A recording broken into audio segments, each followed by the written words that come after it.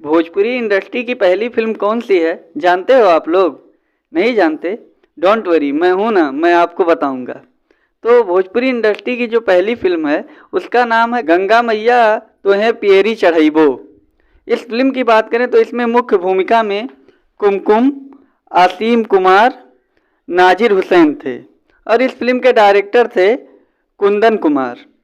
इस भोजपुरी फिल्म के कारनामे सुनोगे तो आपको भी अपनी पहली भोजपुरी फिल्म पर गर्व होने लगेगा। इस फिल्म का थीम विधवा का पुनर्विवाह पर आधारित था। इस फिल्म को बनाने में भारत के प्रथम राष्ट्रपति भारत रत्न डॉक्टर राजेंद्र प्रसाद की सबसे बड़ी भूमिका थी। वह खुद बॉलीवुड के एक बड़े एक्टर जिनका नाम नाजिर हुसैन था उनसे मिले और भोजपुरी फिल्म बनाने का प्रस्ताव दिया। कहा तो ये भी जाता है कि डॉक्टर राजेंद्र प्रसाद खुद पटना में पहुंच के शूटिंग का लोकेशन सेट किए और वहां शूटिंग के लिए जगह और सामान का अरेंजमेंट करवाए। हम सब डॉक्टर राजेंद्र प्रसाद के इस कदम को कभी भूल नहीं पाएंगे। फिल्म में मोहम्मद रफ़ी और लता मंगेशकर जैसे दिग्गज गायक गाना गाए थे।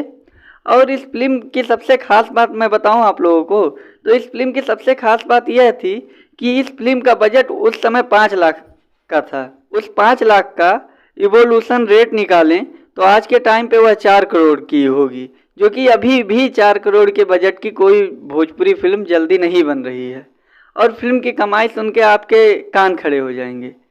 फिल्म उस समय लमसम 75 लाख के आसपास कमाई की थी और उस 75 लाख के इवोल्यूशन रेट निकालें तो वह आज के समय पे लगभग 60 करोड़ के आसपास था।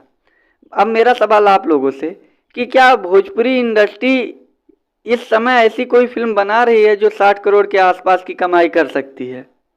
और फिर जब पहली फिल्म इतनी दमदार और ताकतवर थी तो भोजपुरी इंडस्ट्री में इतना डाउनफॉल क्यों हुआ, इसके बारे में हम किसी और वीडियो में बात करेंगे। आज के लिए बस इतना ही। मिलते हैं अगले वीडियो में। जाते जाते मेरे वीडियो को लाइक और चैनल को सब्सक्राइब करना मत भूलिए।